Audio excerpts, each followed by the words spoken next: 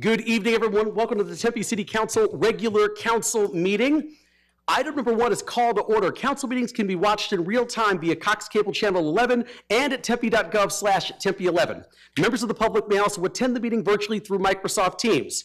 If you have signed up to speak on items later on in the agenda, please know that as the presiding officer, I have the discretion to introduce items out of their regular order as listed on the agenda. I may change the order of items from time to time to accommodate scheduling, to allow us to address items with a large number of speaker cards, so those wishing to speak on those items don't have to wait until later in the meeting or to otherwise expedite the business of the meeting. If you wish to speak on an agenda item and you haven't filled out a speaker card yet, please make sure to fill out and submit your completed card to the city clerk prior to the agenda item coming forward for council discussion. I will call your name when it is your turn for public comment. I'd now like to invite everyone who's able and willing to stand to join me in a moment of silence, followed by the Pledge of Allegiance.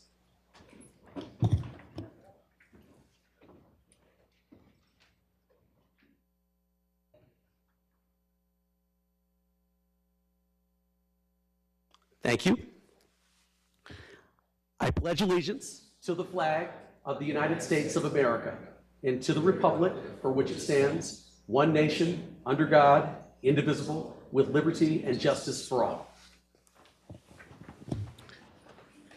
Tonight's agenda has a number of items that the City Council must consider in order to conduct city business. Guidelines for conduct at City Council meetings are on the table near the entrance for those in attendance at tonight's meeting. We will now play a video with the proper protocol for ensuring the appropriate conduct at City Council meetings. The City of Tempe welcomes public comment at this time. Disruptive behavior will not be allowed. Continued disruptive behavior will lead to removal from the council chambers. We need to be able to hear everyone in the room. Behavior that disrupts, disturbs, or otherwise impedes the orderly conduct of any city council meeting is not helpful and is not permitted. This includes behavior both inside and outside of the council chambers. Should individuals inside the council chambers become disruptive so that city business is not able to be conducted, the mayor will first ask that the individuals allow city business to be completed. There will be time for public comment during the call to the audience portion of the meeting. If no cooperation, the mayor will issue a verbal warning and let them know that the continued disruptive behavior will lead to removal from the council chambers. If there is still no cooperation, the mayor will issue a second verbal warning and let them know that the continued disruptive behavior will lead to removal from the council chambers. If there is no cooperation after asking and 2 verbal warnings, then the mayor will ask security officers to remove only those individuals who are causing the disruption. Security personnel should not engage in any way, but only escort them from the council chambers. If individuals refuse to leave, security personnel shall warn them that they are trespassing and that the next step will be arrest by a Tempe police officer. Tempe officers may have to arrest if individuals refuse to leave. Charges for trespass and disorderly conduct may apply, as well as other charges. Should anyone be asked to be removed, the mayor will recess the meeting. We will now play a video conveying the City of Tempe's native land acknowledgement statement.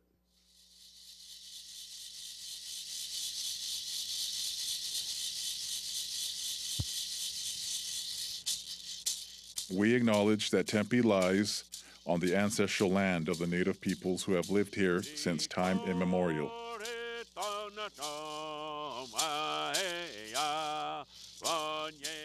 The ancestral land of the O'odham and Pipash stretches far beyond the boundaries of our city. The landscape is sacred to them, embodying cultural values that are integral to their identity and way of life.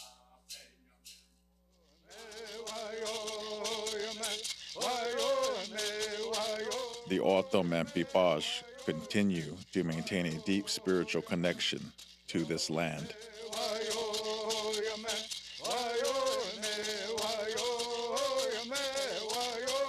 We embrace the responsibility of caring for these places and vow to uphold this commitment in all our actions.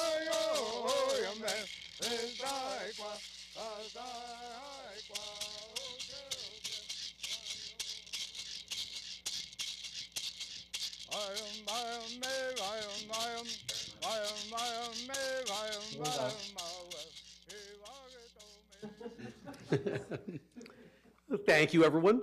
We're going to move on to item number 4, meeting minutes, and tonight I'll be assisted by Councilmember Adams. Councilmember Adams. Thank you, Mr. Mayor. I move to approve. Microphone. I move to turn my microphone on.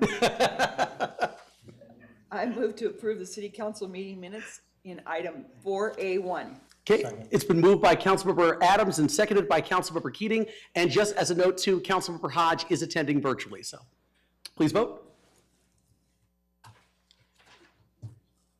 Aye. And that item passes 7-0.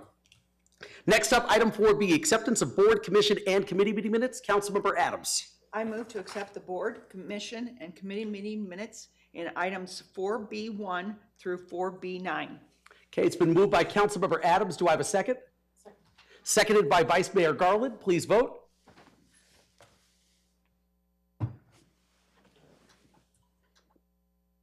Yes. And that item passes 7-0. Thank you, Councilmember Adams. All right, that brings me to item number 5A, mayor's reports and announcements. I have one right here. And actually, can the council join me down in front for this?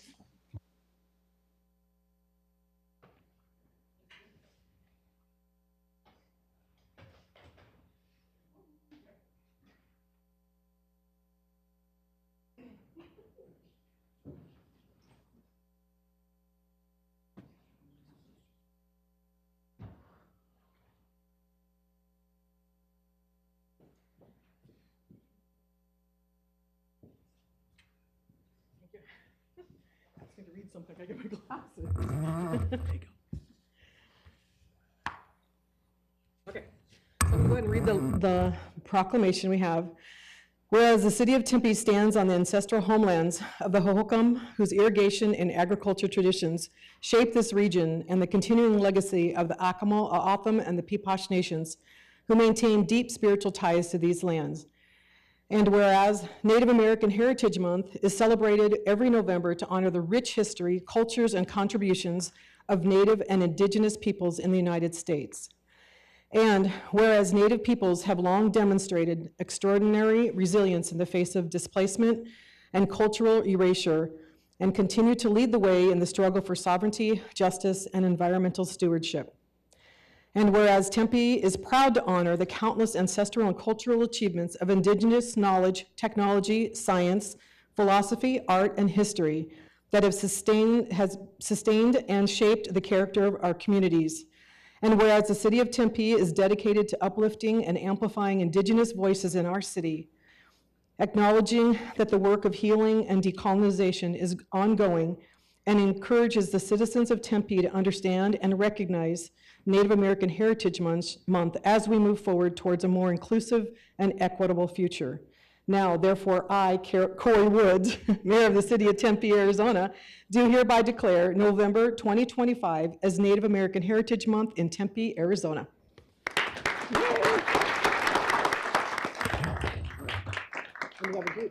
And we do have a group that's going to be receiving this, actually. If you're going to be receiving, please come down and join us for a photo.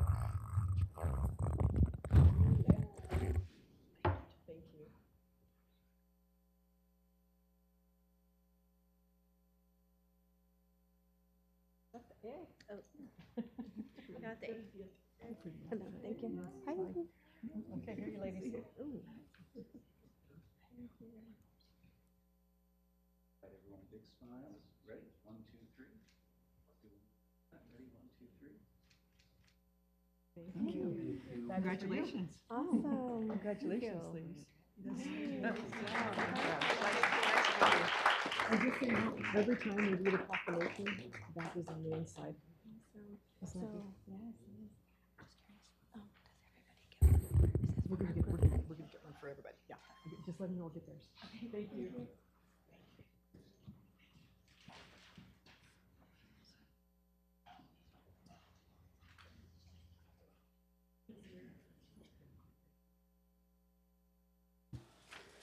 All right, next up here, item 5A2, appointments to the Tempe Desert Conservation Commission and Rio Salado Enhanced Services Commission. Just want to congratulate Bianca Ziatal on her appointment to the Desert Conservation Commission, and to Pam Garankin on her new appointment to the Rio Salado Enhanced Services Commission, as outlined in item 7A1 on this evening's agenda.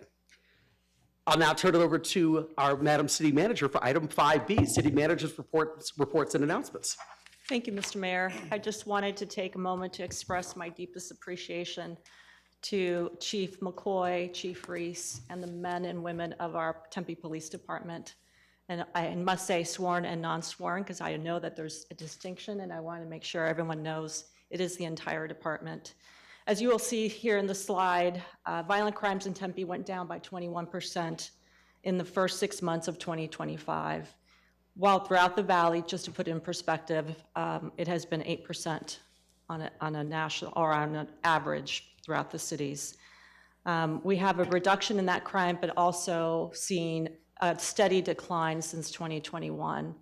And the attributes to this, we often do a lot of looking at data and discussing what's working and what's not, what do we want to do more of, and what do we want to do less of, and all with keeping in mind who we're serving and the importance of keeping people safe.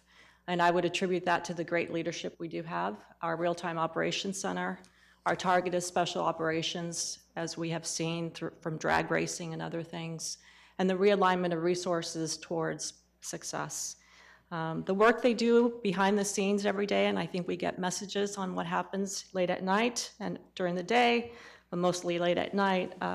They are under tremendous pressure every day, and we recognize that work, and obviously it's paying off tremendously.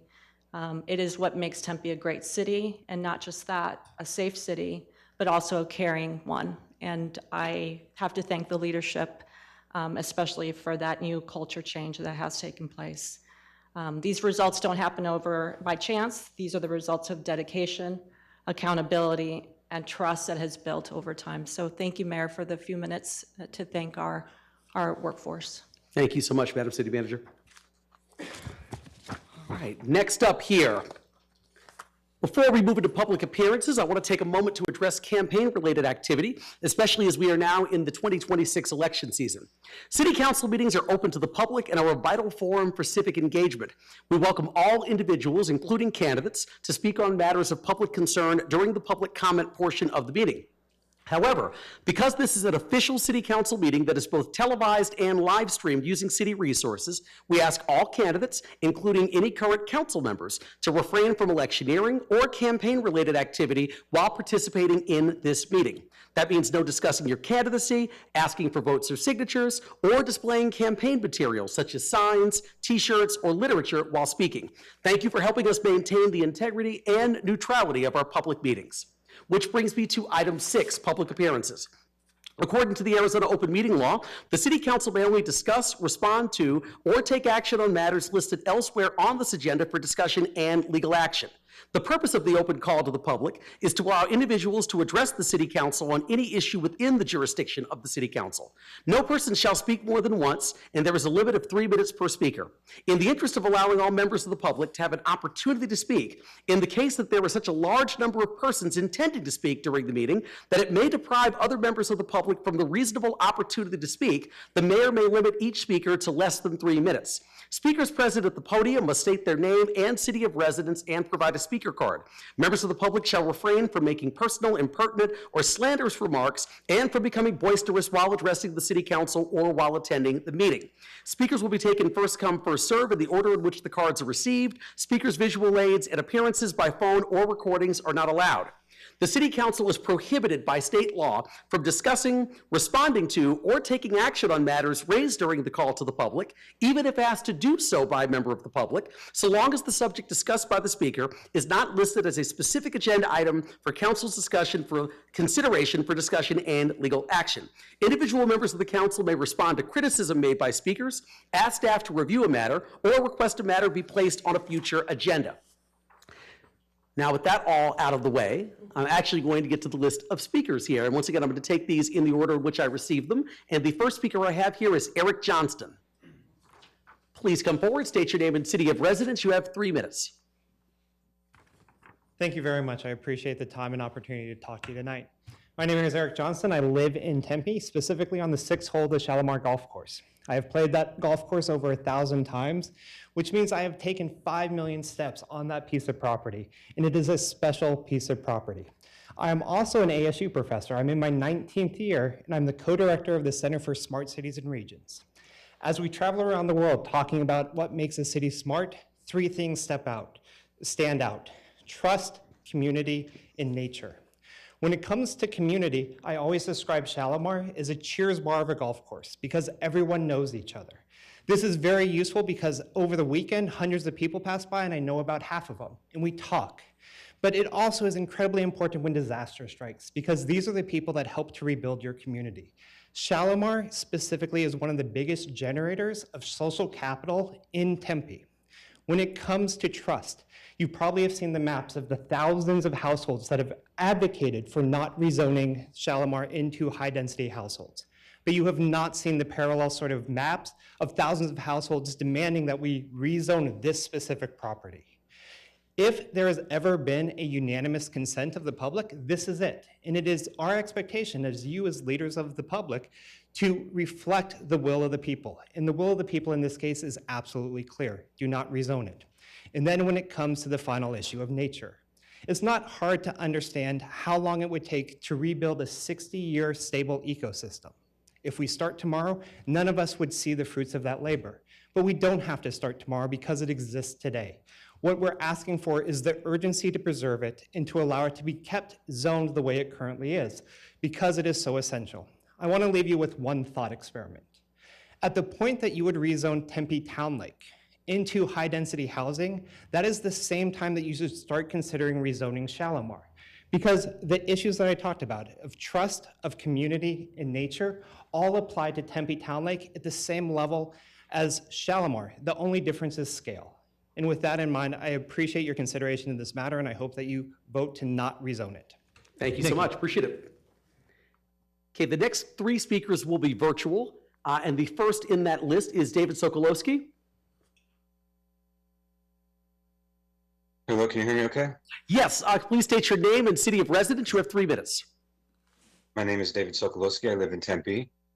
Tempe has one of the worst housing shortages in the state and is a leading cause of the housing crisis.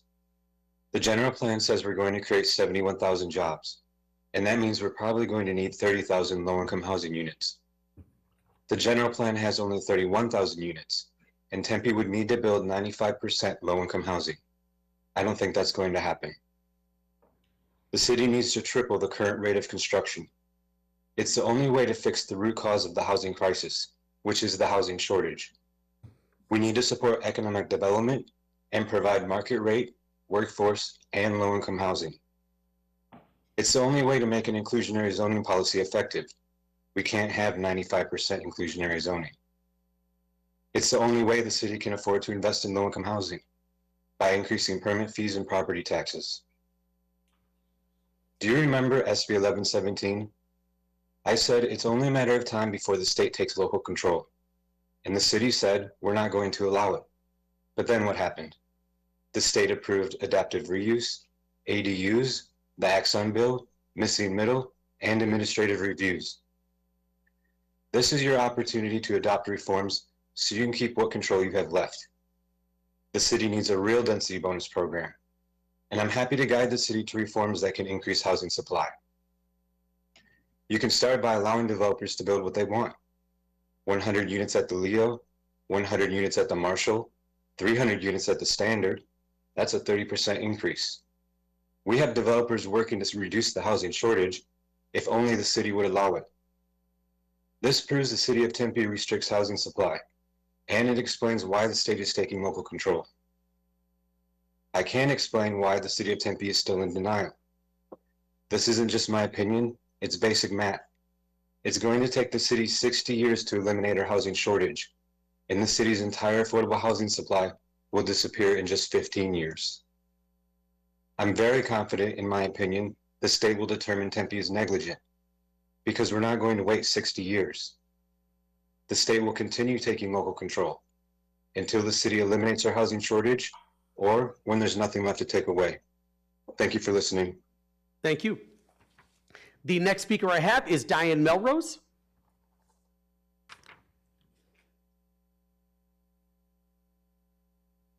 Hello? Hi, yes, please state your name and city of residence. You have 3 minutes.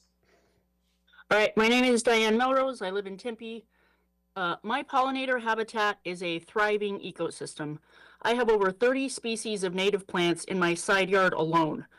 I have 7 different species of milkweed. I have multiple species of pollinators. I have host plants. I have nectar plants. I use mulch religiously. I harvest rainwater. I'm doing all the things listed in the mayor's Monarch Pledge you made last year. Tempe is fully committed to environmental stewardship. That's what your press release said. Well, here I am, ready to steward the environment. In the metropolitan gardening community, Tempe is known for its code compliance letters, for the fact that ordinances are subjectively enforced based on the whims of begrudging neighbors and inspectors who don't know the difference between borage and brassica. Tempe markets itself as a sustainable city, but when it comes to home gardens, it acts like the ignorant HOA board having a panic attack when yards don't match the neat, sterile aesthetics of a desert-minded June Cleaver. Turning one of your biggest apartments into a watchdog for angry residents to nitpick their neighbors seems like a very poor use of my tax dollars. Because that's not community development, that's community divisiveness. And it's not community enhancement, it's community diminution. It's time to update your ordinances to reflect a city with a stated commitment and hold a vision dedicated to sustainability. It's not sustainable to randomly target residents with messy yards when those yards are the very places where wildlife can flourish. People in the neighborhood have told me how much they love my yard, that it makes them smile, that it's a stress relief, that they change their route in order to go by my house. Sustainability means creating something that can be maintained. Zero-scaped, heat-reflecting, root ball baking rock landscapes are not sustainable in this city. We're boiling saguaros, for God's sake. Sustainable means working to sustain habitat, to sustain life. And life is messy. Life needs mulch and leaf drop and places where native bees can overwinter and birds can find food. Many people want to see more green spaces in Tempe. With only 42 square miles, we're pretty limited on adding more places that don't come with concrete and asphalt. But home gardens are perfectly placed to provide more foliage. Let's update the city code so residents who want to create pollinator habitats have the tools, resources, and support to help their neighbors smile, reduce their stress, and add some more plant life to our growing city. Thank you. Thank you. The next speaker I have is Robert Nichols.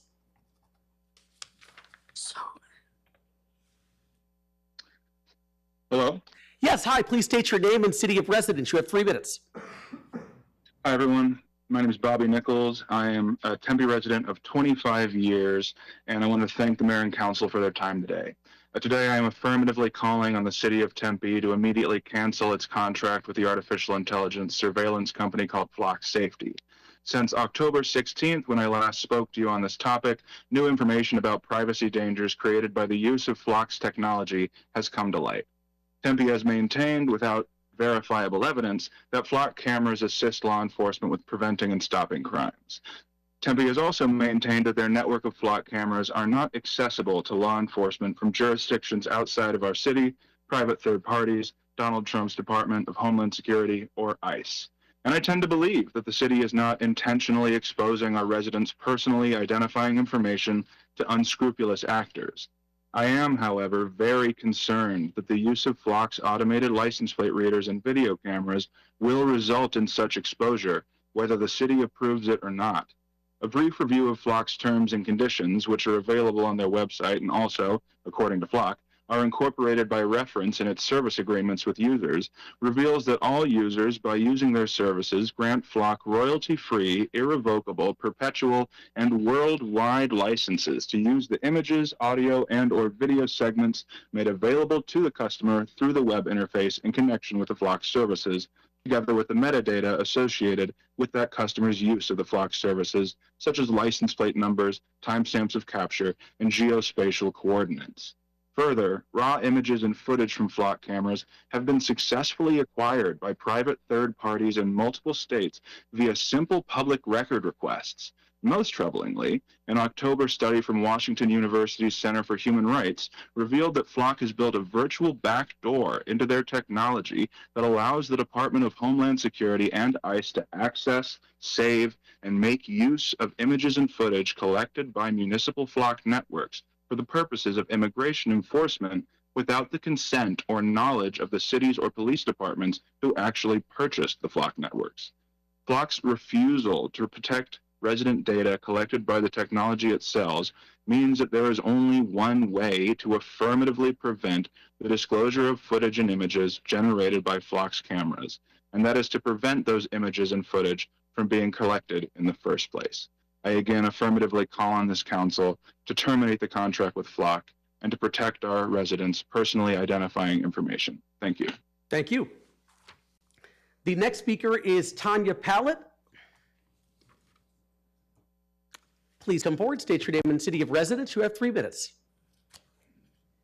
Thank you very much, Mr. Mayor. Thanks to the council. Can everyone hear me okay? Yes. Okay, great. Thank you for your time today. My name is Tanya Palat Hussein. I am a resident of South Tempe, and I'm here today to second Bobby Nichols' statement about canceling this contract with Flock. This is incredibly disturbing. I'm here today as a proud American citizen and as a member of the Asian American community here in Tempe, but I stand here to speak for the people who are literally too terrified to leave their homes to even get groceries. I'm part of a collective of citizens here in the Valley that has gotten together to provide, we're a loosely organized collective of people who provide groceries and assistance with legal matters to people who had loved ones kidnapped by ICE. Over 6,300 people, by the way, in Arizona alone have been disappeared.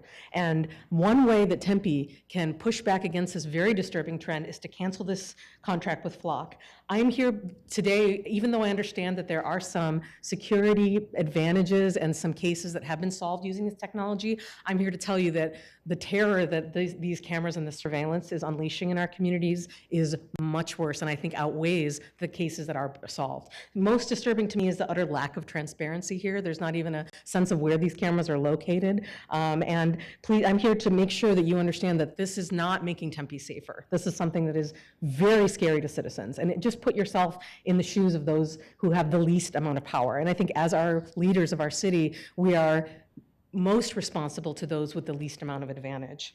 It's a very slippery slope with these kinds of technologies. We cannot predict or control what they will do. And as Mr. Nichols indicated, these contracts, there's backdoors built in. We're at a time where we do not trust these technologies to have our best interests. And I think we have seen that with violence and brutality unfold here in Arizona. So I believe that Tempe should cancel this contract. This is the very least you can do in a time where your citizens are fearing for their lives on their walk to school. You know, this week people were taken. And so I think that in conclusion, I'd like to yield my time by saying that this technology is not going to make Tempe safer. And if Tempe, in your public statement, as you've said, that we want our community to continue to be a welcoming place where our residents feel secure. Our residents feel secure. That should be your priority.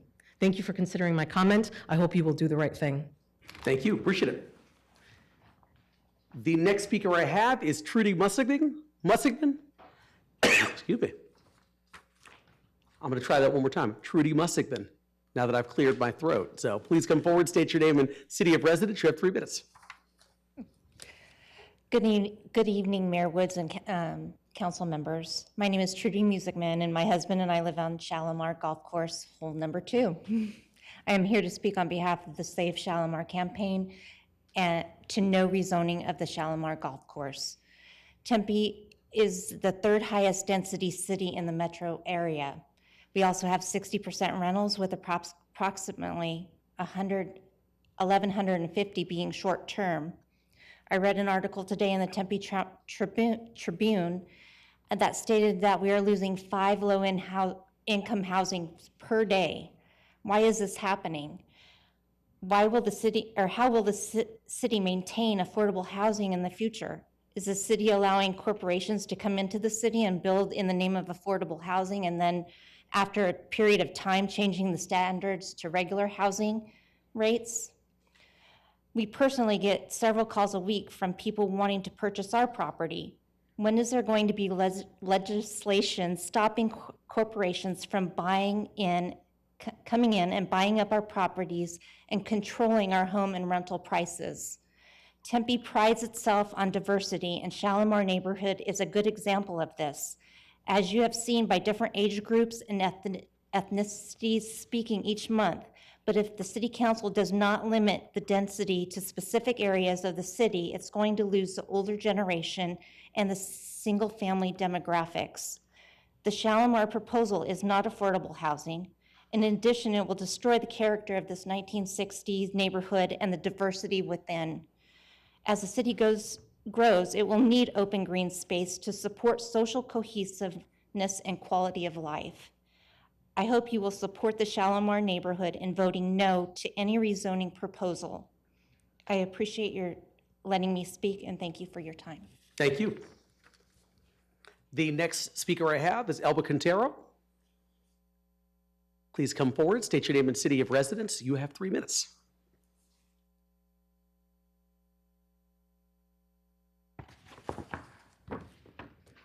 Good evening, Major Woods, City Councils, City Manager, and all of you. Most of you know me. I am Elba Quintero, and I live in the Shalimar neighborhood. And yes, I am involved in the Save Shalimar effort of no rezoning. I am here tonight to thank each one of you for all the hours you have given us. You have listened to us, to our requests and needs, and provided information when information was available. I also want to thank Mr. Jeffrey Tamulovich and his team for being available and respond to our request of any information regarding the Shalimar developments. I thank you, and I ask you, please vote no to rezoning. I wish you a very happy Thanksgiving. Thank you, appreciate it. The next speaker I have this evening is Rob Kaplan. Please come forward, state your name and city of residence. You have 3 minutes.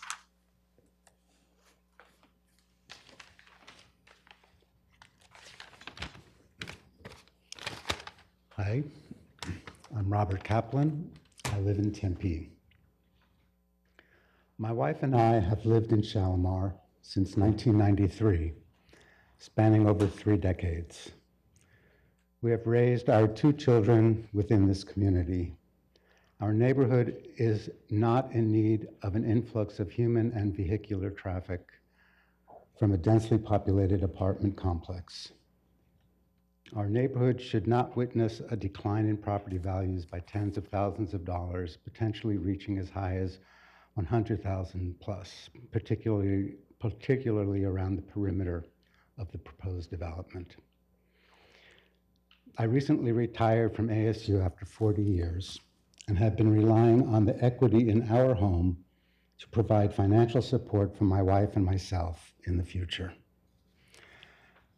Our home is our sanctuary, and we are committed to remaining here. My wife has served as the block watch captain for many years, and we are both deeply invested in the community.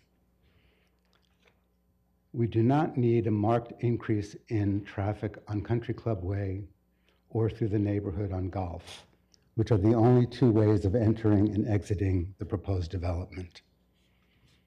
This neighborhood has been an exceptional place to raise our children, and we firmly believe that it should continue to thrive for families with young children who currently live here. Therefore, we strongly urge you to vote against the rezoning. Vote no on rezoning Shalimar. Thank you. Thank you. The next speaker I have is Loretta O'Connor.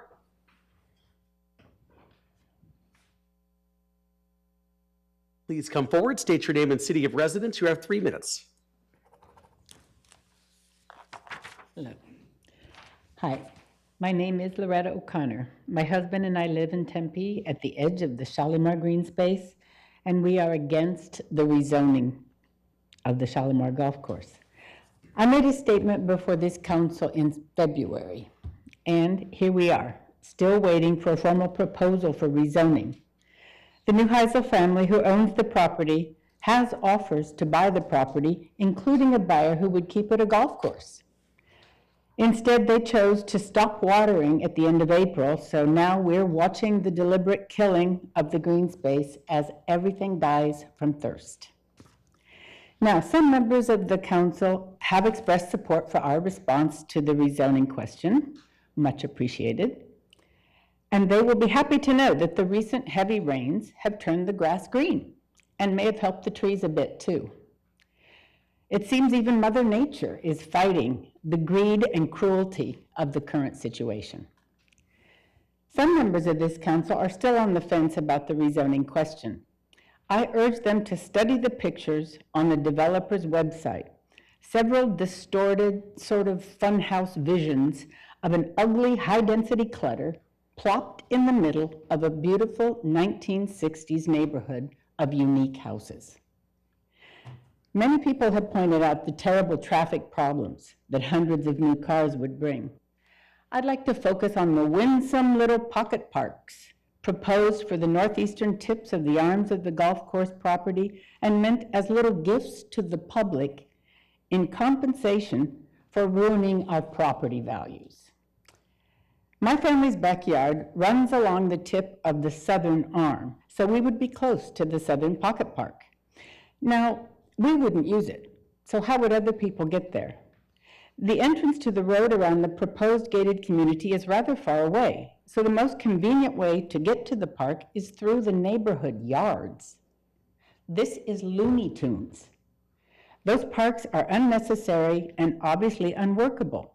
Most important, they're typical of the insulting attitude of the developers towards this community. The high-density housing could be built anywhere.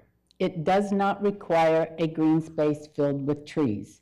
And the current plans for homes in the high $800,000 and low $900,000 price range would not help solve the city's affordable housing problem. This proposal would only make our lives worse. Thank you for this opportunity to address the council, and thank you for working with our Save Shalimar committee toward a future we can all be happy with. Thank you. That is all the cards I have this evening. Is there anyone else in the audience wishing to address the city council? If so, please get my attention. All right, seeing none, I'll close that portion of the meeting and move on to item 7, which is the consent agenda. All items listed on the consent agenda will be considered as a group and will be enacted with one motion by the city council unless an item is removed for separate consideration. Members of the public may remove public hearing items for a separate consideration. Public hearing items are designated as public hearing item at the beginning of the item title. Council members may remove any item for separate consideration or to declare a conflict of interest. If a council member would like to declare a conflict at this time, the city clerk will provide the council member with a disclosure form. If you wish to speak on a public hearing item, please fill out a speaker card and submit your completed card to the city clerk prior to the agenda item coming forward for council discussion. I will call your name when it is your turn for public comment. This evening, the consent agenda is listed as miscellaneous items 7A1 through 7A4, awards of bids and contracts, items 7B1 through 7B4, and resolutions, items 7C1 through 7C7. Once again, any agenda item designated as public hearing item can be removed by a member of the public for separate consideration. If anyone would like to have a public hearing item removed, please get my attention now. All right, seeing none, I'll look to my council colleagues. Are there any items that you'd like to have removed from the consent agenda for separate consideration? All right, seeing none, then I will look for a motion to approve the consent agenda as read. It's been moved by Councilmember Keating and seconded by Vice Mayor Garland. Please vote. Yes. And that item passes 7-0.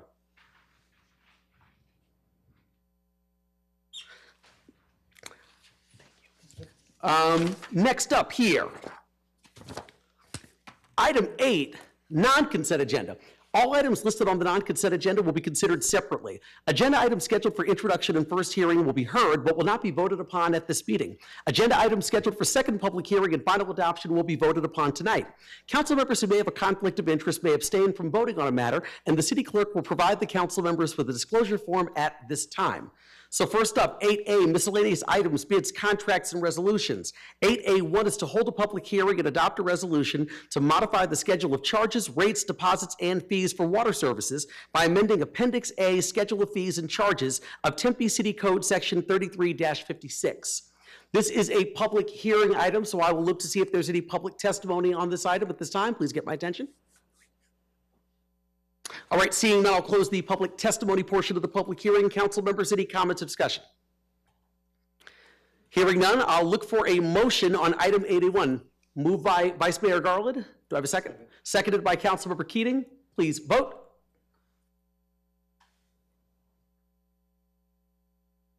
And that item passes 7-0. The next item under the section is 8A2, which is to hold a public hearing and adopt a resolution to modify the schedule of charges, rates, deposits, and fees for wastewater services by amending Appendix A, Schedule of Fees and Charges of Tempe City Code, Section 27-196.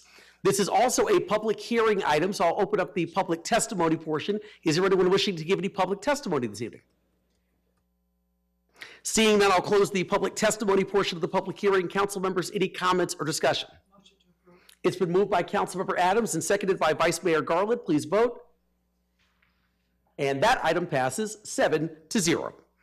The next item under the section is 8A3, which is to hold a public hearing and adopt a resolution to modify the schedule of charges, rates, and fees for solid waste services by amending Appendix A, Schedule of Fees and Charges of Tempe City Code, Section 28-61. This is also a public hearing item, so if anyone would like to speak on this item, please get my attention now. All right, seeing none, I'll close the public testimony portion of the public hearing. Council members, any comments or discussion? It's been moved by Vice Mayor Garland, seconded by Councilmember Chin. Please vote. And that item passes 7-0. The next item under the section is 8A4, which is to approve the utilization of a City of Phoenix cooperative contract with Velocity Truck Centers for the purchase of solid waste collection vehicles. Council members, any comments or discussion? It's been moved by Councilmember Amberg and seconded by Councilmember Adams. Please vote. And that item passes 7-0. The last item under the section is 8A5, which is to award a professional services contract to Dibble & Associates Consulting Engineers Incorporated for project number 3221025C, Collection System Assessment, fiscal year 25-26. Council, any comments or discussion? It's been moved by Vice Mayor Garland, seconded by Councilmember Chin. Please vote. And that item passes 7-0. The next section on the non-consent agenda is ordinances and items for introduction and first hearing. The items under this section will be read and introduced tonight, but no substantive votes will be taken. The second hearing and votes for items 8B1, 8B2, and 8B6 are scheduled for November 13th, 2025. The second hearing and votes for items 8B3, 8B4, and 8B5 are scheduled for December 11th, 2025.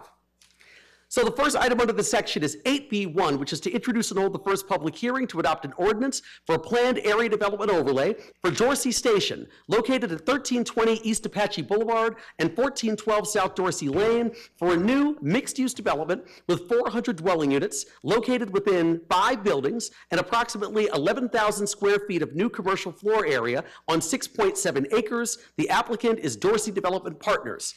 And good evening, Mr. Hulemantel and Mr. Marshall. But I see Mr. Hulemantel, you're the one at the mic, so. Thank you, and Mr. Marshall's here, my partner. We've both been in Tempe for our entire adult lives, and so we're really excited to see this project tonight.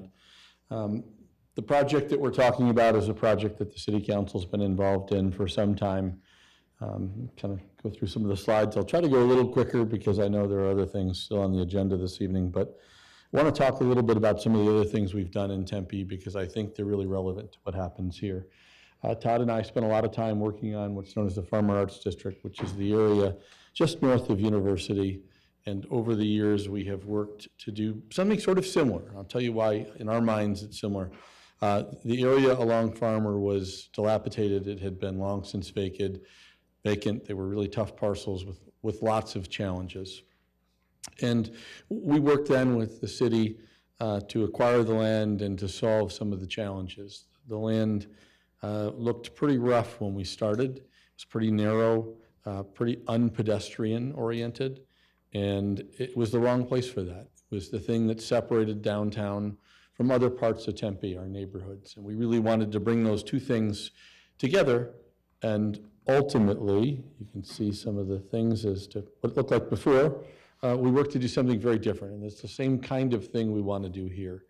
The Farmer piece is interesting because it's a long linear piece, and it was along an old rail line that's still used today, but wasn't designed for pedestrians. The Dorsey site is similar for different reasons, and that is, we think today of the Apache Corridor as one of the places we've invested the most amount of money in rail and in pedestrian environments. But that's not what it was designed as. It was designed as US 60 and strip malls and vehicular uses. And the site that the city acquired, the site that we're talking about here today, is laid out for exactly those purposes. It's not what we would like it to be today. It's exactly the opposite. And so some of the lessons we've learned on Farmer we think apply, which is to provide really good, strong pedestrian environments for the people that use the building, as you see in this image here, but also for the people who don't, who just happen to walk on by. And I think you'll see the same thing in Dorsey, where it's a big spot in the middle of a bunch of places where people live that prevents it from being a pedestrian area. And what we want to do is similar to here. This is the built environment where we've used upgraded materials. We've really tried to provide shade for pedestrians. I know one of the things the council has been concerned about is making sure that we focus on some of the environmental impact of the project. As we've done here, we'll use water harvesting. We'll look to some of the other images and maybe go back if you have questions. But we really tried to provide a solid place for people. Buildings too, and we'll talk about those, but first it's a place for people. This is one of the buildings that we've built, but this is where we are today. These are the buildings that exist, and they have long since outlived their various uses. It is worth noting that this is also, unfortunately, the site of the death of the first Tempe firefighter, and so we're working with the city to provide an appropriate memorization of that event and to honor that firefighter. So you'll see that as we move on, and hopefully you'll all be at the opening and we'll have something we can present at that point in time. But you can see these buildings are the worst kind of environment for pedestrians. Large, bad parking lots, little landscaping, little shade, certainly not environmentally sensitive materials. Really, this is not a great place for people to walk or be. But we think it can be. Despite its challenges, and there are many, it's a great opportunity, and we're excited about what we can do. Again, it is on the light rail. You can see that this was once a highway, not a freeway that we think of today, but an old highway which was designed for people to use cars to go everywhere. You would hardly think about walking further than your car. We've designed several buildings on 2 sites. We've tried to incorporate them in some ways, but make them unique in their own way. And we've tried to keep in mind that this is on a series of stations, both light rail and streetcar. It's a bit of a walk for streetcar, but certainly not much. And we've tried to provide a great environment for that. It's important to point out, we've heard some discussion earlier this evening about affordability. 90% of this project is affordable. The vast majority of this product is affordable. Some of it is family, some of it is senior. We also have included space for a grocery store and been working with your staff. These are 2 really challenging sites, and it's worth pointing out as we talk about your staff, both Chris Jasper and Josh Rutherford have been incredibly helpful every step of the way. It's been a real partnership, others as well from staff, but those 2 have really taken point to work in collaboration with us to come up with a way to make these really tough sites really livable. And we're really proud of what it has turned into, or what, if you approve our project, what it will turn into, which is, again, providing wider sidewalks, places for people to be, ways to access the building, for pedestrians, for people. They can enter as vehicles as well, but we've really tried to center this on people given its proximity to rail. We've tried to find little pockets for places to be, certainly in front of the grocery store, but in other places as well. You can see the various layout of buildings. One of the things that's important to note is that this is not the plan we originally came forward with. We came forward with a plan. We thought it was a good plan. We talked to staff, and then we talked with the neighbors. And when we met with the neighbors along Hall Street, which is the street immediately north of us, many of them brought up the same point, which is they'd rather not be so close to buildings. And so we worked with those neighbors to come up with a new plan, which has some really interesting benefits. The downside is it's more expensive. A 6-story building is more expensive than the other plans we could have come up with, but it allowed us to really put the density along Apache, which again really reinforces that pedestrian core, but it gave the single-family homes a huge distance away from the building, and so their line of sight was dramatically different.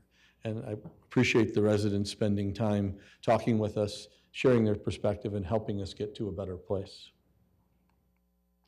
I can go over each of the buildings, but let me just kind of go over quickly, and then if you have more questions, I know this is in your packet, happy to answer them.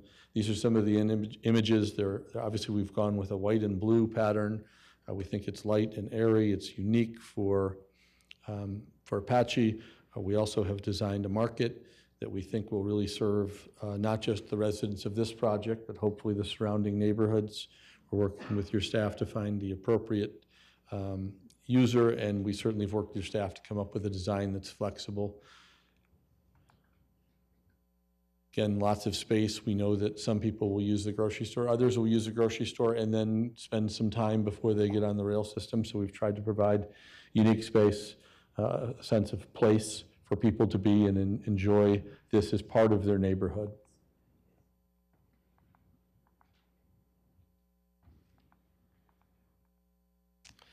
One of the questions that came up just today is to talk a little bit about some of the environmental features of this.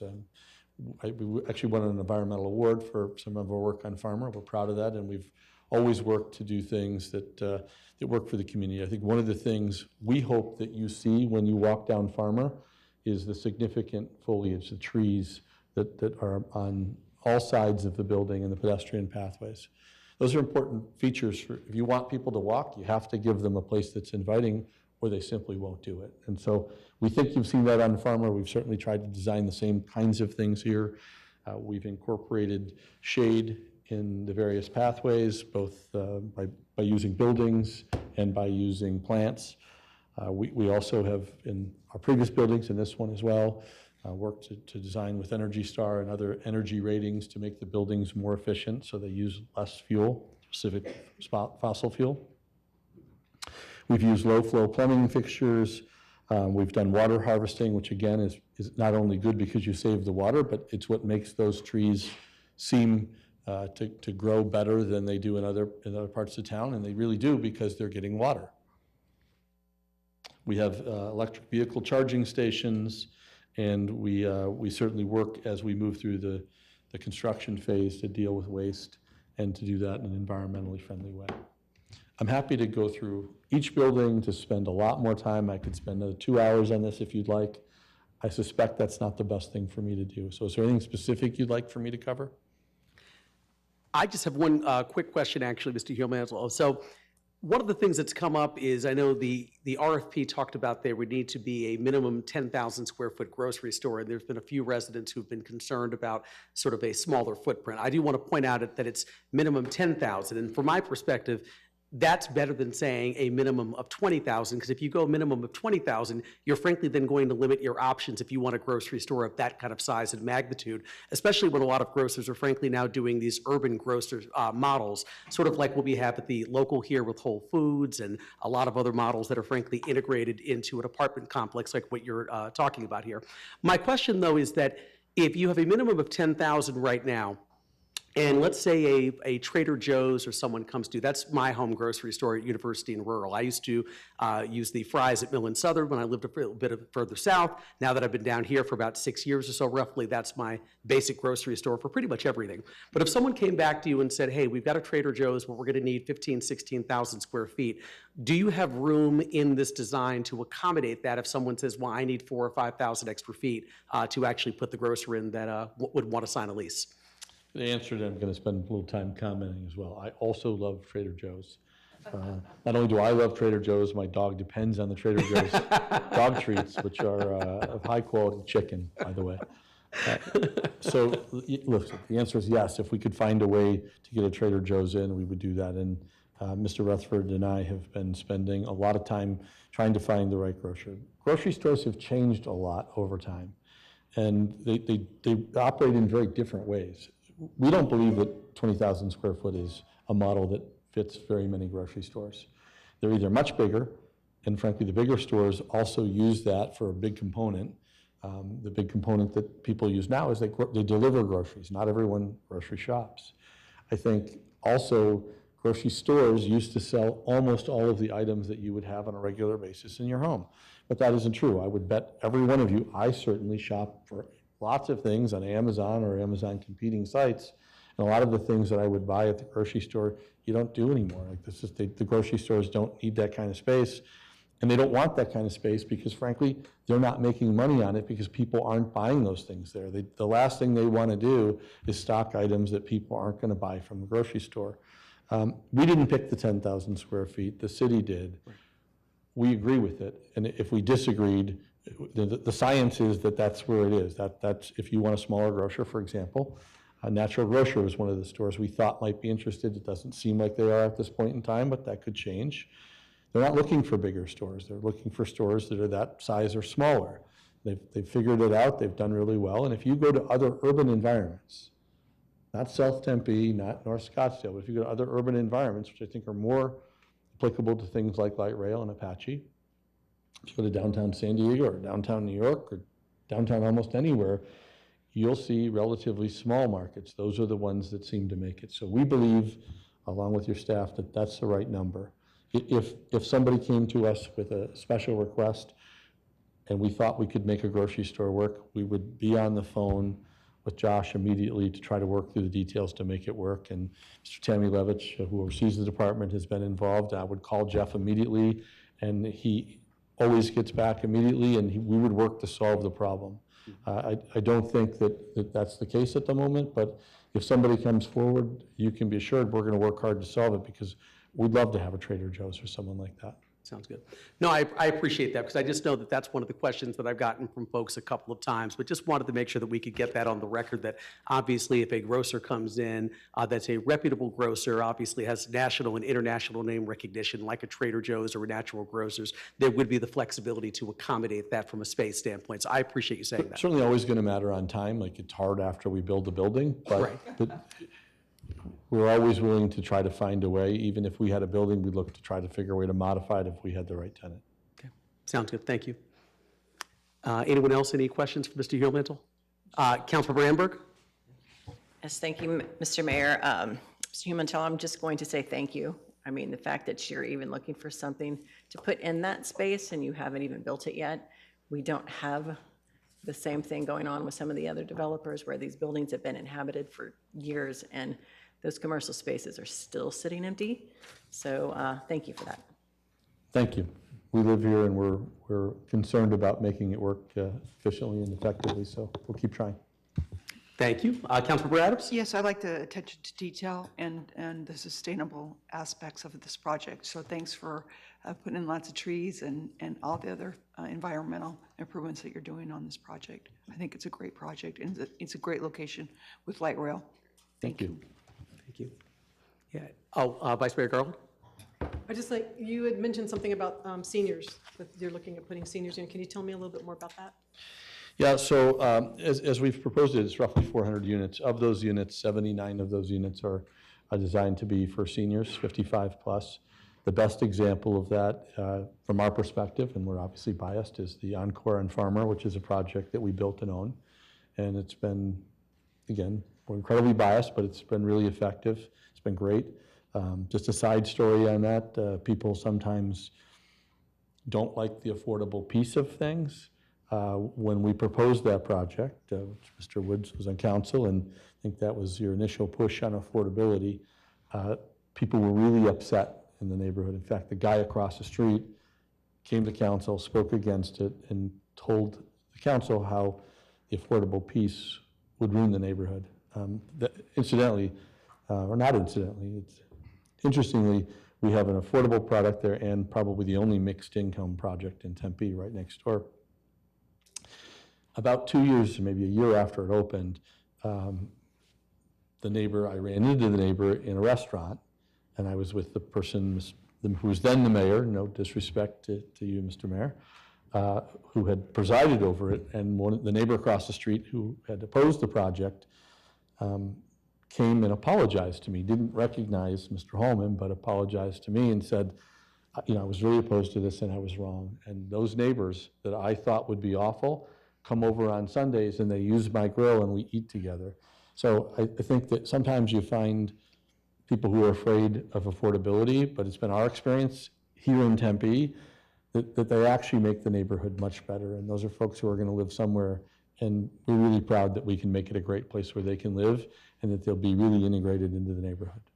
I didn't realize what that property, that Encore property was, going by it. I even That's changed our my goal. image or my thought. It's beautiful. So I appreciate the fact we do, our largest population of people who are becoming homeless are seniors. So we really need to do whatever we can to step up, taking care of them moving forward. So I would encourage anyone who has concern about senior affordable housing to walk into one of our buildings and talk to the residents, and they will tell you how it's changed their lives. I appreciate it. Thank you. Thank you. Thank you so much.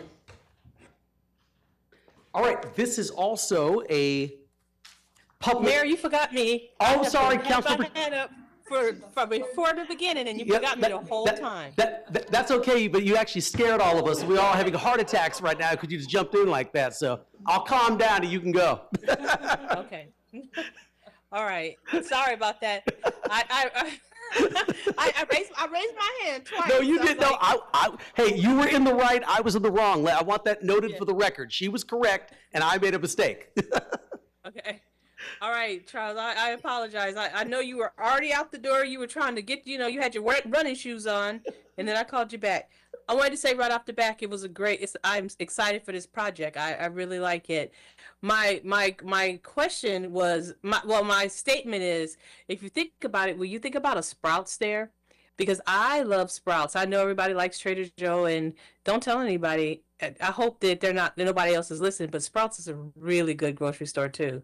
And they have good healthy foods, but it's also, when you have mixed use, it's also on there. That has the same type of ingredients that Trader Joe has and Whole Foods, but it's on a more less pricier side of it. So I think that when we start looking at areas, we can look at that too. So that's why I wanted happy to to put have that in there. conversations with them. We've had some already. By the way, I don't have my running shoes on. I wish I did. They'd be more comfortable. I'm not out the door. I'm here at the podium, if you can see me. Your staff has been working with Sprouts and Envision. Oh my God, and I'm so excited. They are really on top of things, and so they must know what you're interested in. And so there are some possibilities. They already have a Sprouts store that's fairly close. But we'll continue to work with your staff on that as a possibility as well. We can have enough Sprout stores around for me. But thank you so much. My question, the question I was going to ask, I'm pretty sure I forgot it. Scaring the mayor, I think it scared the question out of me too. All right, thank you guys. I'm just glad it's you that scared the mayor instead of me. I was just going to say, Councilmember Hodge, I appreciated the point you made about Sprouts without actually slandering Trader Joe's in the process. So thank you, because we don't tolerate. It's no slander. I was just talking about, we get the same way we look at multi-uses for housing, we look at multi-uses for grocery stores too. Absolutely. Tempe is already a big enough city for both of them. Thank you. Thank you, Councilmember Hodge. One quick question, Mr. Humantle. You mentioned Natural Grocers before, and I'm very familiar with a couple of their stores. Do you know what the approximate square footage is for their average store? Yeah, their stores are significantly less than 10. In fact, they usually use, they look for old pharmacies, which are usually in the 6 to 8 range. Okay. Some are as large as 10, but. Okay. Sounds good. Thank you. So I feel like this is Simon Says. Can I go back now or? Yes. We're good. Thank you. Thank you. All right, this is a public hearing item as well, and so I'm going to open the floor up to public testimony. And I've got 2 cards this evening, so I'm going to read these in the order in which I received them. The first speaker this evening is Charles Buss. Please come forward, state your name and city of residence. You have 3 minutes.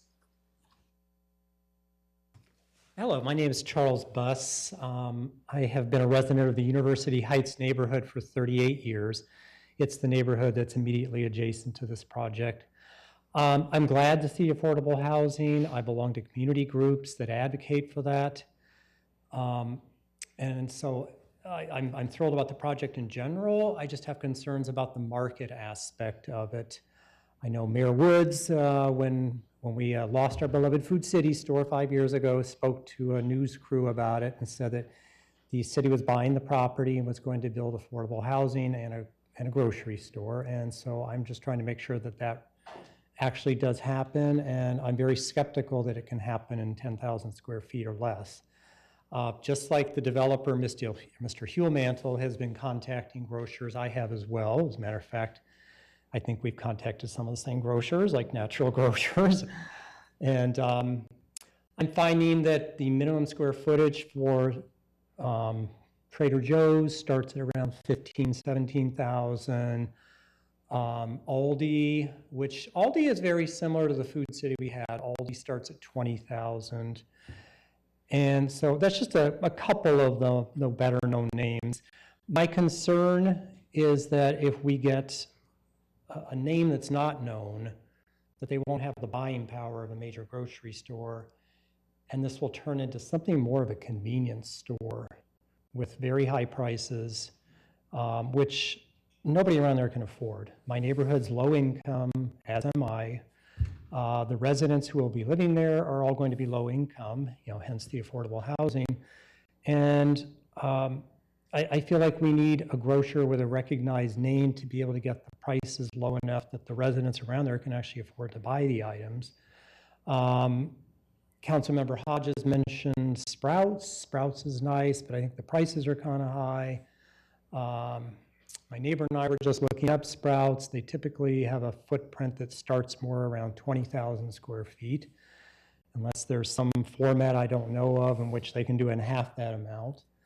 But that's the main thing, is to actually have the groceries that are affordable and in enough space that you can offer a produce section, meats, all your typical dry good items, and whatever the number ends up being. I also know that, in speaking to Mr. Hulemantel, that time is running out before he needs to submit his building plans. And once those are submitted, it's going to be very hard, if not impossible, to change the square footage of the market space. And so I'm trying to get it to be closer to a 20,000 square foot space now, in case that's needed. If not, I would also like to ask the council to consider offering free or greatly discounted rent to a small operator so they can keep the prices down. Quick question, I know, because your time's up. I was going to ask, do you have a list? I know you say you've been calling grocers, and I know you and I have met offline about this. Right. Is there certain grocers that you're specifically looking for? So I would just love to write down the names, because obviously I know one of the things we talked about is if I'm able to help in some way too, whether it's me trying to contact some of those folks, along with our staff, along with Mr. Hulemantel, I'm more than happy to assist with that. So is there kind of a list that you're looking for? Or? I focused on Aldi only because I currently shop there. I have to travel 2 miles, whereas I used to have a 100-second walk from my house to the Food City. And I see similarity in the size of the Aldi compared to the Food City that was there. It seemed to be the right size.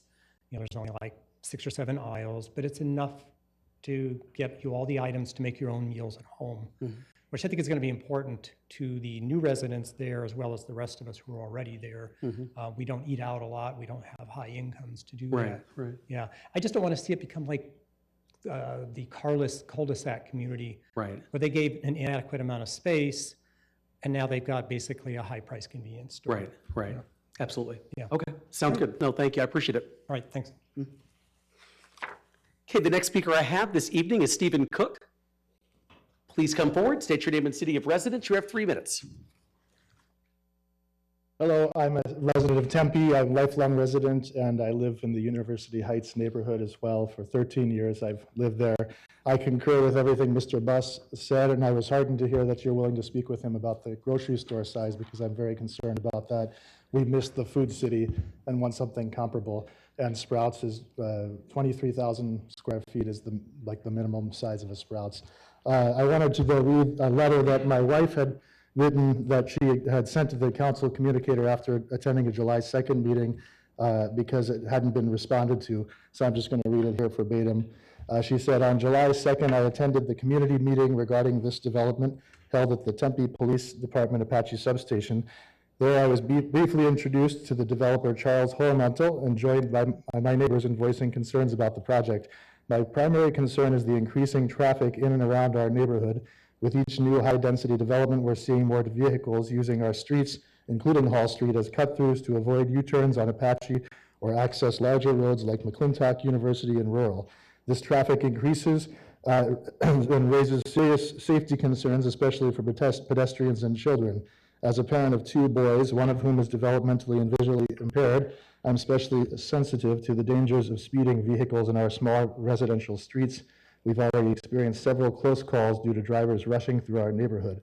I'm particularly troubled by the proposed entrance and exit to the development on Chief Jones Way, which would give direct access to Hall Street and encourage more cut-through traffic. I urge the developer to consider placing the entrance exit directly on Apache Boulevard instead to reduce impact on the neighborhood. I raised this concern with Mr. Horemantel during the meeting, but his response, like many others he gave, was dismissive and condescending. He brushed off several community questions and even stated that he didn't feel obligated to answer them. When I asked about the fire department's input, Mr. Horemantel laughed and said, I've met with the fire department, and suggested that the details of those conversations were not our business. This kind of attitude is deeply disappointing and counterproductive to fostering community trust. One of my neighbors, a longtime resident and dedicated advocate for our historical area, was repeatedly interrupted and treated disrespectfully by Mr. Horemantel when he attempted to ask questions or provide information about the original development plans. At one point, Mr. Horemantel snapped at my neighbor, stating that he had already talked to him and he expected him to stop informing us further. Mr. Horemantel's behavior throughout the meeting was inappropriate, unprofessional, and antagonistic. My husband and I have lived on Hall Street for 13 years. We were both raised in Tempe and are proud to be raising our children here. It was disheartening to attend a meeting where a developer who stands to profit from building in our community showed such blatant disregard for our concerns, the concerns of the residents who have helped shape and sustain it. We understand that growth is inevitable and often beneficial, but we also expect that, there's just one more paragraph, but that's the gist of the letter. I wanted to communicate that since my wife had sent it and not received a reply from the council. So thank you. Thank you. Appreciate it, Ms. Cook.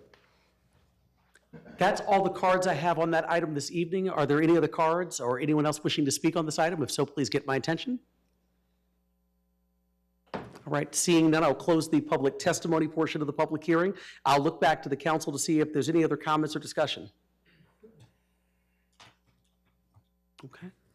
Okay, sounds good. Well, just want to note the second and final public hearing on this item is scheduled for November 13th, 2025. The next item under the section is 8B2, which is to introduce and hold the first public hearing to adopt an ordinance for an amended planned area development overlay for Rio 2100 residences located at 2132 South Cameron Way for a new 6-story mixed-use development with 315 dwelling units on 4.61 acres. The applicant is Barry Riddell, LLC. Good evening, Sarah Sawyer. How are you? Good evening, Mayor, council members. Sarah Sawyer, Barry Riddell, 6750 East Camelback. My pleasure to be here this evening on behalf of the Boyer Company to introduce you to Rio 2100 residences. A little bit about my client, the Boyer Company. They are a highly respected developer, decades of experience in residential development from master plan communities to multifamily developments. As you can see here, this is an example of one of their projects located in Draper, Utah. The site we are discussing this evening is an irregularly shaped parcel, approximately 4.6 acres, located just along the Loop 202 and Loop 101 interchange. To the west of the site is the Rio 2100 Business Park, and farther west is Tempe Marketplace. Give you a little bit more context of where the site sits. You can see our site outlined in green there. Like I said, just west of our site is Tempe Marketplace. Also, lots of multifamily in this area as well, synergistic uses, the Cameron to our west, and Smith and Rio multifamily to our south across Rio Salado. This site was previously entitled in 2023 for mixed-use development. It was zoned MU4 PAD, and the general plan was amended at that time to mixed-use high. Major development plan was also approved at that time for the mixed-use development, but that has since expired. Tonight we're requesting an amendment to the existing PAD on the site and a new major development plan review for a mixed-use development with 315 multifamily units and public co-working space along Cameron Way. This proposal is consistent with the general plan designation for the site. Greater than 65 dwelling units an acre, reinforces Tempe Marketplace as an activity hub, and of course it's very close to those employment, retail, restaurant uses that Tempe Marketplace offers and are developing in the immediate area. Also consistent with the Apache Character Area Plan. The one I really want to note here, and I'll talk about in greater detail below, is the public art component that's going to be incorporated into the design. Just wanted to lay out the development standards for you and the difference between what is approved on this site today and what we are proposing. So the reason we are amending the PAD is there's a new developer coming forward with this site. There have been shifts in the market, and the developer is responding to those with a new design. Here's an overview of what the site looks like. Like I said, 315 multifamily units. We are at 68 dwelling units an acre. That multi-level parking structure is oriented along the northeast edge, adjacent to the Loop 101-202 interchange to offer some buffering to the residents, and the public co-working space to be located at the southeast corner and the southwest corner of the site. Centralized amenities as well. The primary amenity is going to contain the resort-style pool, cabanas, outdoor kitchen, and this is going to be found internal to the site in a courtyard. The secondary amenity, I've heard there are some dog lovers on the council, so I wanted to include a picture of your furry friends here. Dog park secondary amenity at the northeast corner of the site. Mr. Mayor. Councilmember Adams. Thank you for taking care of our furry friends. Appreciate it. And Mayor, that is a very Councilmember cute, Adams, that's my a pleasure. cute dog, and it looks like someone else's dog I know, so very nice. Here is a view of our proposed design. Focal points are going to be located at that leasing office at the southeast corner and the co-work space at the southwest corner along Cameron Way. Some colors as well and materials. And finally, the public art element. This is going to be visible, this mural is going to be painted on the side of the garage, visible from the Loop 202-101 interchange. This is a conceptual design. We are going to be working through the specifics of this design through a minor DPR process with staff later on. Did do some outreach as part of our application. We have heard nothing from the community in response to our request. And just mention, DRC unanimously approved this item last week as well. And with that, happy to answer any questions you may have. Thank you so much. Appreciate it. Council, any comments or questions on this item? Vice Mayor Garland? I didn't get a chance to ask the last presenter about this, but I'll ask you. So we do have a voluntary green code with the city of Tempe. So I didn't see anything in the paperwork and stuff that you gave me that would be easy for me to be able to tell what you guys were able to do to, it's not mandatory, voluntary. But it'd be great when you come back next time, if you can kind of give us a list of some of those things that you could have worked with or are working with to look at our green code. We'd really appreciate it. Thank you, Mayor. Thank you, Vice Mayor. Absolutely. I will come back with that next week. Thank you. Councilmember Hodge, then Councilmember Adams. Thank you, Mayor. Great presentation. Thank you so much. You did a wonderful job. We're so used to seeing Wendy up there. I got to give her a call and tell her you did a phenomenal job in her place. My question is, maybe I missed it, but what is the mix? Is it mix? Is it affordable, workforce and mixed together? Because part of my computer went down. I couldn't hear the volume for about 5 minutes of it. Thank you, Mayor, Councilmember Hodge. The mix is a mix of residential and commercial uses. So offering multifamily, offering multifamily units and then that public co-working space. Okay, that's all right. That was part of my question. All right, thank you. Sounds good. Thank you, Councilmember Adams. Yes, you did a great job. Great presentation. I also will be calling Wendy to tell her, what a good job you did. If we could just maybe have a few more trees around the project, that would be one request I would have, just to make more shady and more walkable. So that's my only request. Thank you very much. Good job. Thank you. And just as a note, just to follow up on what Councilmember Hodge asked, these are market rate units, correct? That, Mayor, council members, thank you. That is, I think it's too early to determine right now, but let me confirm with my client and have an answer for you next week. Sure, you got it. Absolutely. Thank you. Anyone else, any other comments or questions? All right, sounds good. Thank you so much. Really appreciate it. All right, this is also a public hearing item, so I'm going to open up the public testimony portion. Is there anyone in the audience wishing to address the council on item 8B2? If so, please get my attention. All right, seeing none, I'll close the public testimony portion of the public hearing. Council members, any last comments or discussion? All right, hearing none, the second and final public hearing on this item is scheduled for November 13th, 2025. The next item under the section is 8B3, which is to introduce and hold the first public hearing to adopt an ordinance for amendments on photovoltaic use, consisting of changes in the zoning and development code on the allowance of photovoltaic systems, with the addition of a new section 4-408 with photovoltaic standards and definitions. How many times was I going to say photovoltaic? Anyway, the applicant is the city of Tempe, so it's us. Council, any questions for staff regarding this item? You have a presentation, Mayor? Yeah, okay.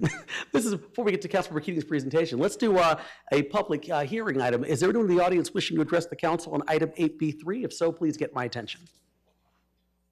All right, seeing none, I'll close the public testimony portion of the public hearing. Council members, any comments or discussion? All right, hearing none, the second and final public hearing on this item is scheduled for December 11th, 2025. The next item under the section is 8B4, which is to introduce and hold the first public hearing to adopt an ordinance authorizing the partial abandonment of an 8-foot public utility easement located in a subdivision west of McClintock Drive and north of Warner Road for 8423 South Los Feliz Drive. This is also a public hearing item, so if there's any public testimony, can you please get my attention now? Seeing none, I'll close the public testimony portion of the public hearing. Council members, any comments or discussion? Seeing none, the second and final public hearing on this item is scheduled for December 11th, 2025. The next item under the section is 8B5, which is to introduce and hold the first public hearing to adopt an ordinance authorizing the granting of a power distribution easement to Salt River Project Agricultural Improvement and Power District over certain city-owned land identified by Maricopa County Assessor's parcel number 132-35-985 and authorizing the mayor or his designee to execute an easement agreement and related documents. This is also a public hearing item, so if there's any public testimony on this item, please get my attention now. Seeing none, I'll close the public testimony portion of the public hearing. Council members, any comments or discussion? Okay, seeing none, the second and final public hearing on this item is scheduled for December 11th, 2025. The last item under the section is 8B6, which is to introduce and hold the first public hearing to adopt an ordinance authorizing the city manager or designee to negotiate and execute a lease agreement or lease agreements with Dorsey Development Partners, LLC, to facilitate the redevelopment of 3 parcels of city-owned property located near the intersection of Apache Boulevard and Dorsey Lane, pursuant to a development agreement between the parties. Council members, any comments or questions for staff on this item? Seeing none, okay, this is also a public hearing item, so if there's any public testimony of this item, can you please get my attention at this time? Seeing none, I'll close the public testimony portion of the public hearing. Council members, any final comments, discussion? All right, seeing none, the second and final public hearing on this item is scheduled for November 13th, 2025. The last section of the non-consent agenda is ordinances and items scheduled for second hearing and final adoption, so votes on these items will be taken tonight. The first item under the section is 8C1, which is to hold the second and final public hearing to adopt an ordinance for a code text amendment within the Tempe Zoning and Development Code, adding Chapter 8 under Part 5, establishing the Middle Housing Overlay District. The amendment intends to comply with Arizona Revised Statute 9-462.13. The applicant is the City of Tempe. Council members, any questions for staff on this item? All right, this is also, though, a public hearing item, so I do have one comment card that I received in advance, and that comment card is from Robert Nichols. Hello. Yes, hi, please state your name and city of residence. You have 3 minutes. My name is Bobby Nichols. I am a Tempe resident of 25 years. Mayor and Council, thank you for your time.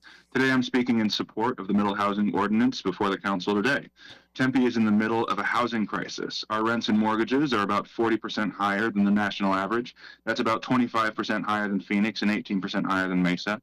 Our city, as has been noted in this meeting, needs many thousands of new units of genuinely affordable, meaning sub-market rate or significantly subsidized housing, in order to provide dignified shelter to the growing workforce that is projected to call Tempe home within the next decade. Finally, and perhaps selfishly, I and many other young professionals from Tempe would like to be able to buy and own homes in our hometown someday, which is virtually impossible in our current housing market. This ordinance, while not the ultimate solution to our housing crisis, is a step in the right direction, and I sincerely hope that the passage of this ordinance leads to a cultural change in the way we approach land development and housing justice in Tempe. I believe in order to eliminate housing insecurity for all of Tempe's residents, we must implement the historically successful Housing First policy to address our crisis of homelessness. That requires a significantly larger amount of housing units than are currently available to us. I also believe that the City of Tempe should be using public land to build public housing, which could then be rented to our incoming workforce at sub-market rates or used as permanent supportive housing for the implementation of our own version of the Housing First policy. Thoughtful middle housing and multifamily developments, when placed near public transit hubs built by union trade workers in full compliance with green codes and conceived with walkability, mixed income levels, and mixed-use spaces in mind, represent a positive use of horizontal density that can be offered to workers at reasonable prices and do not statistically diminish single-family property values in any verifiable way. I have spoken about Tempe's proposed middle housing ordinance with the authors of Arizona state law that mandates the establishment of a middle housing overlay in cities like Tempe, and I have confirmed that the City of Tempe is in no way limited to one zoning overlay around a pre-existing downtown area. The language of our state's middle housing law empowers Tempe to thoughtfully place middle housing and multifamily overlays across the city in places of greatest need, and I hope that the passage of this ordinance will lead to an expansion of affordable and accessible housing throughout Tempe. Thank you, appreciate it. All right, this is also still a public hearing item, so if there's any additional public testimony, anyone wishing to speak, please get my attention now. All right, seeing that, I'll close the public testimony portion of the public hearing. Council members, any comments or discussion? It's been moved by Vice Mayor Garland. Do I have a second? Seconded by Councilmember Adams. Please vote.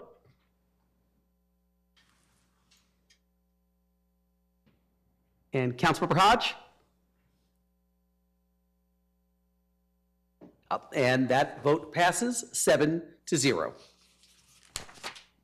The next item under the section is 8C2, which is to hold the second and final public hearing for an ordinance for a code text amendment for municipal administrative review consisting of changes within the zoning and development code in compliance with House Bill 2447 and Arizona Revised Statute 9-500.49, changing certain duties and powers of the Development Review Commission and City Council, and designating the Community Development Director and its designee to administratively review and approve all forms of site plans, design review of all new buildings and alterations, and all forms of subdivision and condominium plats.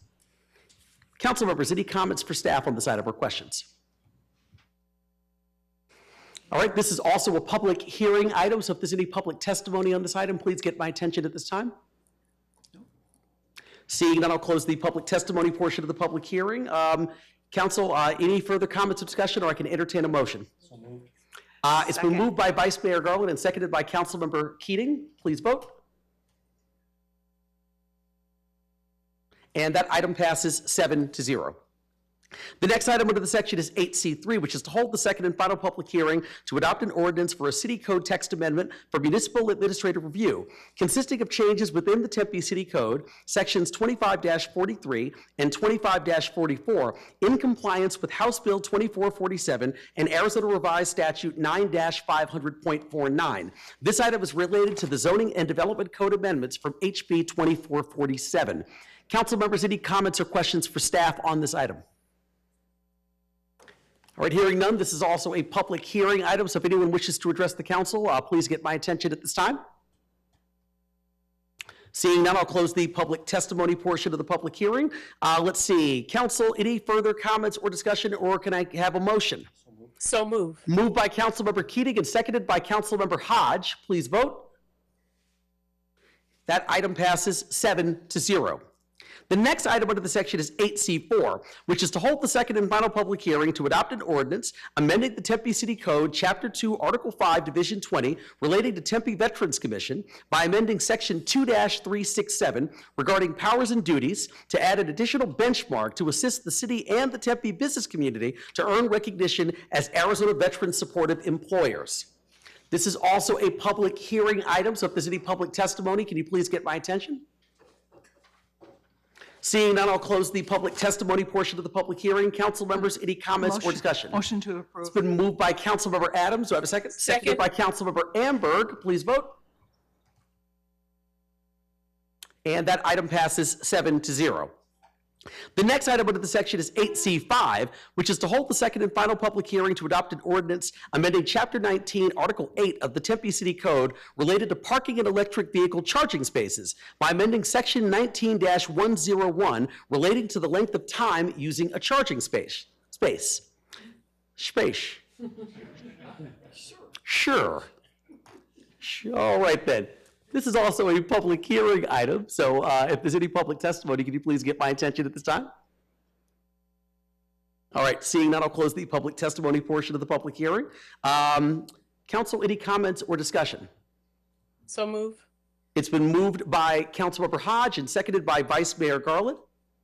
Please vote. And that motion about electric vehicle charging spaces passes 7-0.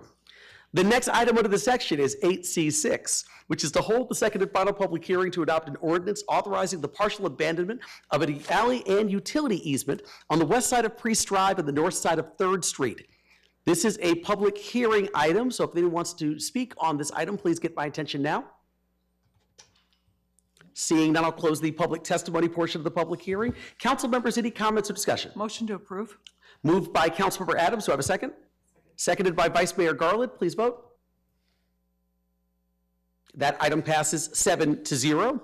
The next item under the section is 8C7, which is to hold the second and final public hearing to adopt an ordinance authorizing the granting of a power distribution easement to Salt River Project Agricultural Improvement and Power District over certain city-owned land located at 925 South Smith Road, and authorizing the mayor or his designee to execute an easement agreement and related documents. This is a public hearing item, so if anyone wishes to address the council on this item, please get my attention. Seeing none, I'll close the public testimony portion of the public hearing. Council members, any comments or discussion? If not, I'll look for a motion on item 8C7. Been moved by Councilmember Keating, seconded by Councilmember Chin. Please vote. And that item passes 7-0. The last item under the section is 8C8, which is to hold the second and final public hearing to adopt an ordinance authorizing the granting of a power distribution easement to Salt River Project Agricultural Improvement and Power District over certain city-owned land located at 1411 East McKellips Road, and authorizing the mayor or his designee to execute an easement agreement and related documents. This is a public hearing item as well, so if anyone wishes to address the council, please get my attention at this time. Seeing none, I'll close the public testimony portion of the public hearing. Council members, any comments or discussion? So move. It's been moved by Councilmember Hodge, seconded by Councilmember Adams. Please vote. And that item passes 7-0. Which brings me to item 9, current events, council announcements, and future agenda items. Just as a note here, council members may request that an agenda item be added to a future council meeting during their allotted time, but in accordance with the open meeting law, there should be no discussion on the item other than to clarify the request. This evening, I'm going to start here with Councilmember Adams. Thank you, Mr. Mayor. First of all, I'd like to thank Chief McCoy, Chief Reese, and all of our incredible officers and support team for their dedication and tireless work to keep our community safe. Safety is #1 priority for me, and they are delivering it. Your commitment to proactive policing, community partnerships, and innovative crime prevention strategies continues to make Tempe a leader in public safety. Sundays on Mill are coming back this November, January, February, and April from 10 a.m. to 10 p.m. There's going to be lots of interactive and activities, snacks, and drinks, plus fun for all ages. It will be between 3rd Street and University, and they're even going to have a kids market, so kids can come and sell their goods. And the best part is it's free. The second best part, well, the first part is family friendly. The second part is free, and the third is dog friendly. So there you go, 3 for 3. Valley Metro, this past year, Valley Metro made some progress in improving safety and service for riders across the valley. Ridership grew 4%, delivering over 120,000 people per day. On the safety front, bus operator assaults dropped 61%, and rail security incidents decreased by 54%. We're really taking a strong effort to make it safer to ride our public transportation. When we have a lot more officers present on the rail. In addition to Operation Blue Bike, continue to connect riders in need with local services. I am proud of the progress we're making together to keep our community connected, safe, and moving forward in a sustainable direction. Thank you. That is all my announcements. Thank you very much. Appreciate it. Next up, Councilmember Chin. No announcements, Mayor. Thank you so much. Next up, Councilmember Hodge. Thank you so much. I want to start off by wishing my dad a very, very happy birthday, Daddy. I love you so much. It's great that you're turning 35, and I'm only turning 21 in my next birthday. Also, happy Veterans Day to my dad. He flipped the stage before I can say a happy birthday, happy Veterans Day to my dad. Dad, and to every veteran out there, happy Veterans Day. I know Councilmember Garlett, that your dad has passed on to heaven, but you can wish him a very happy Veterans Day from heaven. And everybody else on council, I know we all have somebody, a friend or family in there. We all wish each other happy Veterans Day, and all the veterans out there. Now you can click to the next one. And you know I'm excited about this one. This is our Thrive in Tempe. It is up and running. I know a few people heard that it had some glitches in there. That's all been taken care of. Please go out and give put this out there in businesses. When you're talking to businesses, make sure that they know about Thrive in Tempe and reach back out and send them to the website, because we want as much businesses in Tempe to know about as possible. And if you haven't, please go look at the website. The website is phenomenal. They're doing a great job. If there is some feedback you would like to give us, please write in and tell us what we're missing in that. So I just want to thank you on that, and I wish everybody a happy Veterans Day again, for even the people who are not veterans. Happy Veterans Day. Thank you, Councilmember Hodge. Next up, Councilmember Amber. Yes, thank you, Mr. Mayor. I want to wish my handsome hubby, there's lots of pictures here, happy birthday. His birthday is tomorrow, and we're going to be celebrating at the end of this month a little trip overseas for him. It's a big one for him, so he's super excited, and I'm excited with him. He's letting me go too.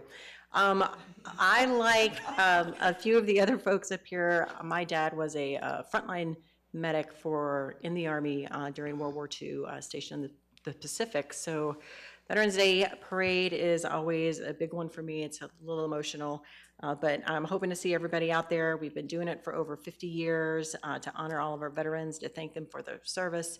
I'm going to be up there with the rest of council that's up here. There's going to be some super cute kids. The Girl Scouts and Boy Scouts are always there. Some local marching bands, some veteran groups, and a lot more. It's going to be on Tuesday, November the 11th at 10 a.m. We start at ASU Gamage, and we go north on Mill, and we end up at Tempe Beach Park. So hope to see everybody there. Thank you so much. Next up, Vice Mayor Garland. Thank you. Tempe, we need your help. Right now, more than ever. Storm damage impacted more than 1,000 homes and 80 businesses in Tempe. And the damages are costly, and more than 100 household members are staying in temporary homes right now. SNAP reductions have left many without funds for food, even when they are working one or more jobs. And many of those impacted our kids. The federal shutdown has left many working in Tempe residents without a paycheck for several weeks. And this is impacting our residents and our nonprofits. There's never been a time when we've seen a greater need. Okay, so there's my Debbie Downer notes, but they're true. Let me tell you what you can do about it. You can help our fellow residents and businesses. If you go to tempe.gov/Tempe needs you, you can donate money or find out how you can donate food or even time to help. And if someone you know needs help, there's a link also on that same page to find resources, and they can help you. And I strongly encourage everyone to think about our residents and think about that this is the time that people need help right now, and we need to be there for them. So again, if you can help, if you can donate, or if you need help, please go to tempe.gov/Tempe needs you. Thank you. Thank you. Next up, Councilmember Keating. Thank you very much, Mayor. I have roundtable with Randy. I think we're calling it, wasn't it Spill the Tea with Randy? And it doesn't matter. I'm having a town hall at Drink Me Tea Room on Tuesday, December 2nd. Bring any questions you have about the city. I'll fill in on things I'm working on, some highlights from the city. If you have any constituent services needs, that's kind of my favorite part of the job.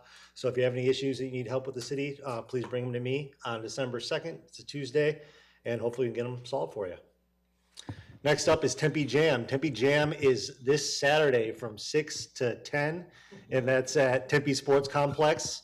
I'm actually organizing it for the Diablo, so it's an incredibly stressful week for me, but I will be there. All the bar proceeds go directly to benefit the Tempe Diablos, which do so much good work in our community. So do make sure you come to the Tempe Jam this Saturday and spend lots of money on either water, soda, beer, or wine, because we'll have it all. And it should be a really fun show, and I hear there's a drone show as well. It's going to be awesome, so I'm really excited for that. Thank you, Mayor.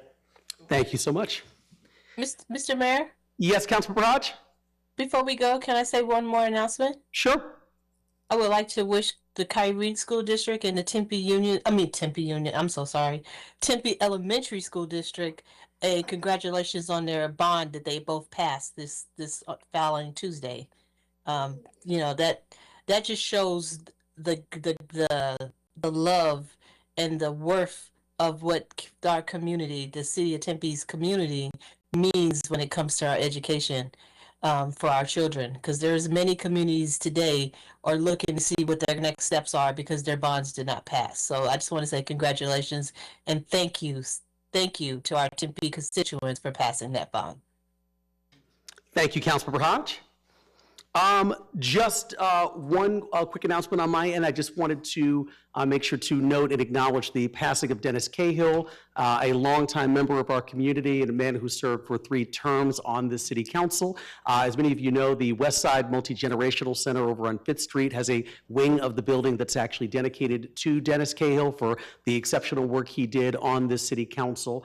He was a proud union member and a great man, and I was very honored to have the opportunity to get to know him during the time that he was living in Tempe and during the time that I was first beginning to get more engaged civically. So just wanted to send my hearts out, my prayers out to the family and friends of Dennis Cahill, and just wanted to thank him very much for his service to our community. So thank you. Yes, Councilmember Adams? Yes, I had the pleasure of working for Dennis Cahill, and my condolences go out to his family. He was always so nice to staff, and I just want to point that out. He was just a great guy and just always smiling and a very kind council member to our staff. Thank you. Thank you. Mr. Mayor, can we give him just a quick few seconds pause before we get off our meeting? Sure, absolutely. A moment of silence. Yeah, absolutely. No, if we can just take a very quick moment of silence here in honor of Dennis Cahill and his service and his legacy to the city of Tempe.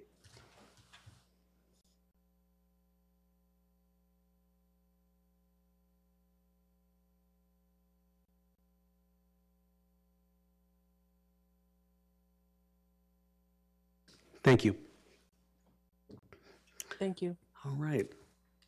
Item number 10, public appearances. Is there anyone in the audience who would like to address the city council? If so, please get my attention. All right, seeing none, the next item is item number 11, adjournment. The next scheduled regular city council meeting is November 13th, 2025. We are adjourned at 7:46 p.m. Have a good night.